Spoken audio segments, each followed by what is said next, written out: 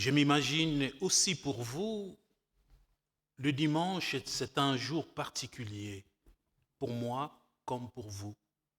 Donc pour nous, nous qui sommes rassemblés ici et maintenant. C'est un jour du Seigneur, c'est le jour du Seigneur. Le jour où nous nous rassemblons comme une seule famille pour louer notre Seigneur, pour prier, pour écouter sa parole, pour nous nourrir de son corps, pour nous nourrir de sa parole, pour témoigner de notre foi commune.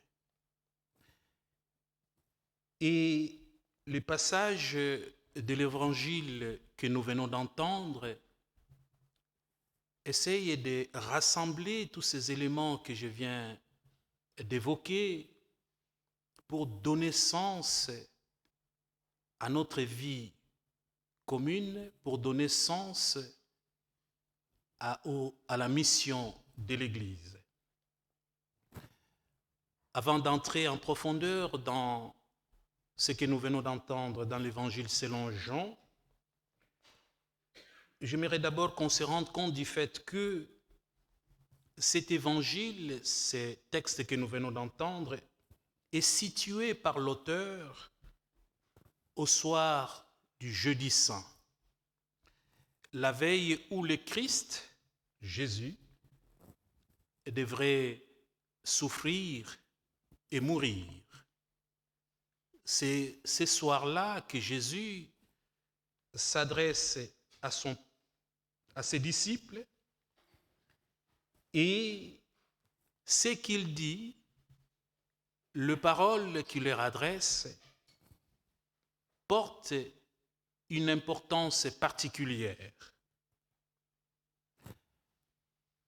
Ce ne sont pas des paroles ou des phrases que l'on peut prononcer à l'emporte-pièce, mais c'est tout un testament.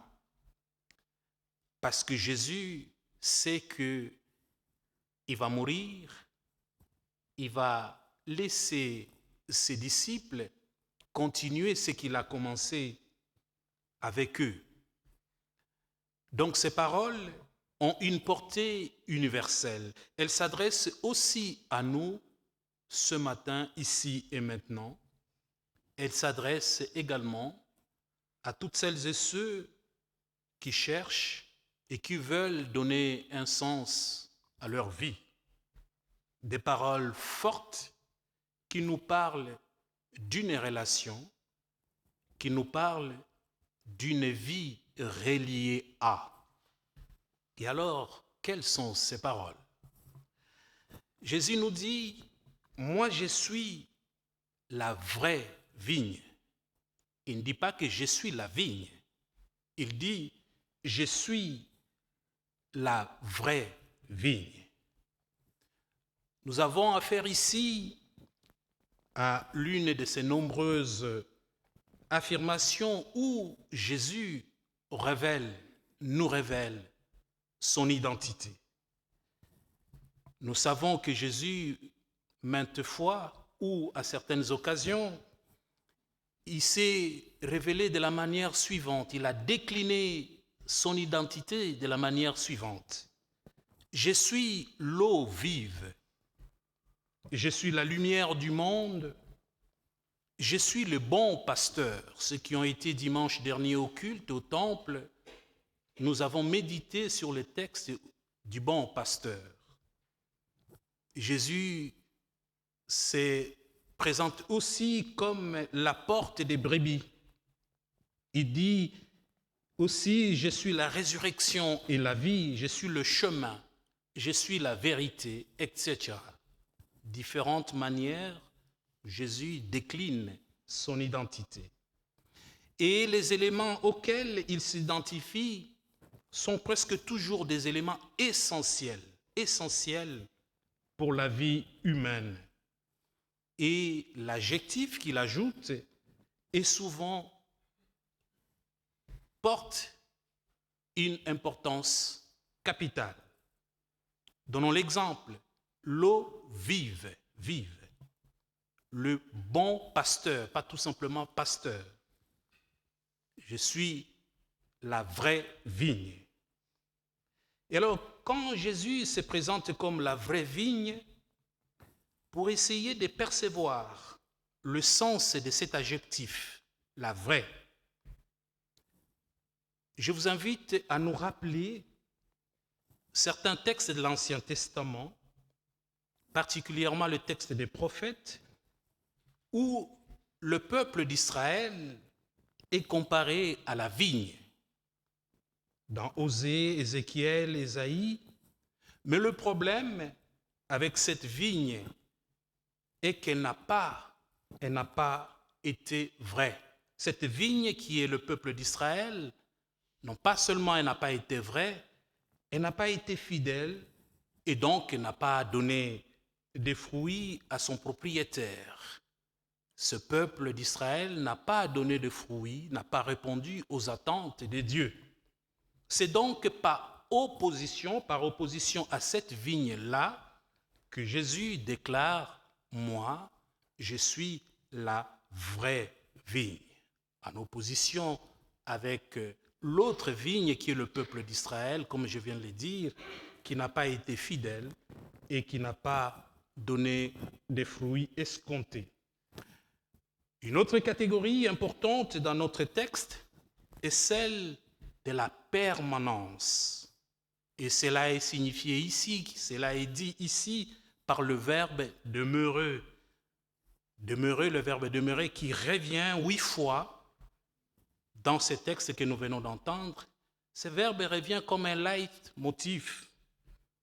Nous ne pouvons porter des fruits que si nous demeurons étroitement unis à Jésus, c'est-à-dire si nous demeurons en lui et lui en nous. Et la gloire du Père de Jésus, qui est le vigneron, et que nous portions beaucoup de fruits. Mais alors, comment demeurer étroitement à lui? Comment demeurer étroitement à Jésus? À cette question de comment, rappelons-nous encore le commandement de Dieu. C'est à quoi Dieu nous invite, ce que Jésus nous invite, c'est mettre notre foi dans le nom de Jésus-Christ. Croire en lui, lui le ressuscité. Et deuxième commandement, qui au fond n'en est qu'un, c'est que nous aimer les uns les autres. Croire en Jésus, le ressuscité, et nous aimer les uns les autres. C'est le seul commandement que Jésus nous laisse avant de nous quitter. Et au fond, si nous faisons cela, nous dit l'apôtre, l'évangéliste Jean, nous demeurons en Dieu et Dieu demeure en nous et notre vie devient ainsi féconde. Ce n'est pas compliqué que ça. J'allais dire une recette, mais pas tout à fait une recette, mais plutôt un chemin qui donne à notre vie une sécurité, un chemin qui donne à notre vie la paix, une assurance et une joie profonde et durable en toutes circonstances. Croire donc en Jésus-Christ, c'est-à-dire mettre notre confiance en lui, nous aimer les uns les autres, c'est-à-dire vivre la fraternité. Voilà pourquoi un des aspects de la vie communautaire. Et dimanche, en ce moment-là, revêt un caractère particulier pour la vie d'une communauté comme la nôtre, où nous réunissons comme frères et sœurs pour effectivement vivre notre fraternité parce que nous nous reconnaissons de la même famille et nous partageons la même foi. En effet, si nous sommes appelés à être disciples de Jésus et à former son Église, ce n'est pas simplement pour notre bien-être individuel, personnel, pour notre perfection individuelle, mais bien pour porter des fruits dans le monde auquel nous sommes envoyés pour être les témoins du salut apporté par lui, apporté par le ressuscité. Et Jésus pousse encore plus loin l'image de la vigne. Afin de porter des fruits, il ne suffit pas de demeurer attaché au cep. Il faut accepter d'être purifié, d'être émondé, d'être dépouillé de tout ce qui est étranger à l'Évangile. Et nous qui sommes habitués à lire les Écritures, nous nous rappellerons de la figure de Paul, l'apôtre Paul, autrefois Saul. La figure de Paul va nous aider finalement à approfondir ces deux réalités auxquelles nous sommes appelés. Et pour nous rafraîchir la mémoire, je vais vous lire un texte dans le livre des Actes, au chapitre 9, quelques versets du 26 à 31. Il est écrit ceci. Arrivé à Jérusalem, Saul cherchait à se joindre aux disciples, mais tous avaient peur de lui, car ils ne croyaient pas que lui aussi était un disciple. Alors Barnabé le prit avec lui et le présenta aux apôtres.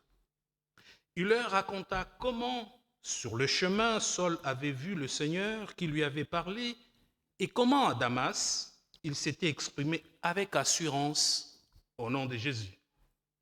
Dès lors, Saul allait et venait dans Jérusalem avec eux et s'exprimant avec assurance au nom du Seigneur. Il parlait aux Juifs de langue grecque et discutait avec eux, mais ceux-ci cherchaient à le supprimer. Mis au courant, les frères l'accompagnèrent jusqu'à Césarée et le firent partir pour Tars. L'Église était en paix dans toute la Judée, la Galilée et la Samarie. Elle s'est construisée et elle marchait dans la crainte du Seigneur.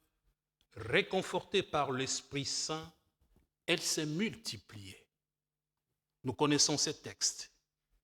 La vocation de Paul, lui qui persécutait les chrétiens, mais à la rencontre de Jésus, il n'est pas resté indemne. Il a été transformé. Il a été transformé puisqu'il a fait cette expérience. Mais comment ça s'est passé? Alors qu'il était là pour persécuter, tout d'un coup, cette expérience va le transformer et l'amener à devenir un des piliers du christianisme. C'est lui qui est l'apôtre missionnaire. C'est lui qui a créé des communautés chrétiennes ici et là. C'est lui qui a permis à ce qu'aujourd'hui, nous puissions être là et écouter la parole. Mais ce qui va se passer d'abord à cette rencontre, ébloui par la lumière du ressuscité, il ne voit plus. Il reste aveugle pendant 3 jours. Et pour cela, pour qu'il retrouve la vue et qu'il inaugure sa nouvelle vie avec une nouvelle identité, il a eu besoin de 2 personnes. Le premier, c'est Ananie, le prophète Ananie, chez qui Paul a été envoyé. Celui-ci va lui imposer les mains, il va prier sur lui et Paul va retrouver la vue. Et ensuite, il y a Barnabé, parce que sans Barnabé, probablement Paul n'aurait pas intégré la communauté des disciples, qui avaient peur de lui, parce qu'on le connaissait qui était. Mais Barnabé l'a pris en main, il l'a introduit dans la communauté, et la suite nous venons d'entendre, c'est que Paul va devenir le pilier du christianisme. Et c'est peut-être là, aujourd'hui, nous qui sommes là, à réfléchir par rapport à ce qui vient de se passer là pour Paul, pour essayer de répondre à cette invitation de rester lié, de demeurer lié au sarment, au Christ, et porter des fruits. Paul ne pouvait rien s'il n'était pas connecté à Jésus. C'est parce qu'il a fait cette expérience avec lui que quelque chose de nouveau en lui se passe. Nous aussi, comme communauté, nous avons ce privilège, cette grâce d'avoir fait cette expérience avec le Christ. Parce que si, malgré tout, nous continuons à être là, chacun sait pourquoi il continue à croire et pourquoi, malgré tout, il vient à la communauté, il vient prier le dimanche. C'est qu'on a reçu quelque chose qui transforme, quelque chose qui sécurise, quelque chose qui assure, quelque chose qui demeure et qui nous donne de l'assurance, même pour la vie après la vie sur cette terre. Et alors, quid de ceux qui sont aveugles, comme Saul l'a été, je vais dire, Saul l'a été. Quid de ceux qui ne voient pas le Christ ressuscité? Quid de ceux qui ne veulent pas ou ne peuvent pas entendre la voix du bon pasteur aujourd'hui qui les appelle? C'est peut-être à nous, comme communauté, de jouer le rôle à la fois d'Ananie, de prier, d'imposer les mains, pour que eux aussi puissent voir, pour que leurs yeux puissent voir. Et une prière d'intercession communautaire a son effet, parce que Dieu est toujours là, il exauce nos prières. Nous sommes aussi peut-être appelés à jouer le rôle de Barnabé, lui qui accueille Saul dans le respect, sans le juger, sans le condamner. Mais il l'accueille en tant que frère, malgré son passé, malgré tout ce qui les différenciait des autres. Mais il a obéi à un commandement de Dieu, celui d'aimer ses frères et ses sœurs. Il les tient par la main et il l'introduit dans la communauté. Et voilà le merveille de Dieu, à partir de ces gestes, de prendre, d'introduire. Et pour prendre, il faut être attentif. Pour prendre, il faut aimer. Pour prendre, il ne faut pas avoir peur de lui, de quoi que ce soit. Pour prendre, il faut croire. Et tout ça, Barnabé l'avait, il l'incarnait. Il prend, il l'introduit, et la suite. Ouvrons donc nos yeux pour voir ce qui se passe autour de nous. Peut-être il y a des Sauls qui peuvent devenir des Paul. Et ainsi, la communauté va se multiplier. Et ainsi, notre communauté portera des fruits, en commençant par où nous sommes. C'est peut-être ça aussi un des enseignements que nous pouvons tirer de ce texte. Aujourd'hui où nous avons notre assemblée générale de la paroisse, pour réfléchir à comment nous pouvons continuer à demeurer en lien, demeurer connectés au Christ, parce que sans lui nous ne pouvons rien, mais aussi comment nous pouvons porter des fruits.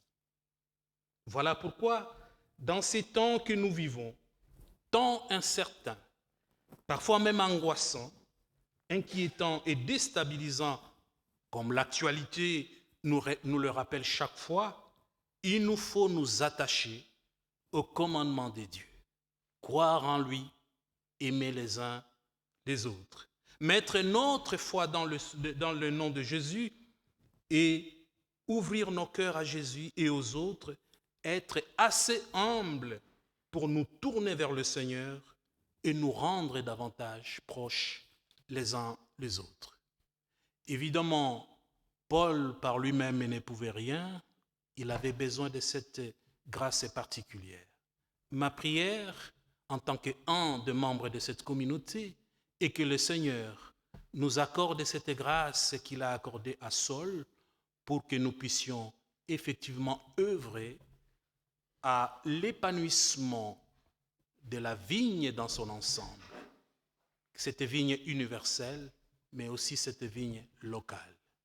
Que le Seigneur nous conduise, qu'il nous éclaire et qu'il féconde ce que nous avons reçu de lui pour que cela soit porteur de vie, de sécurité, de paix.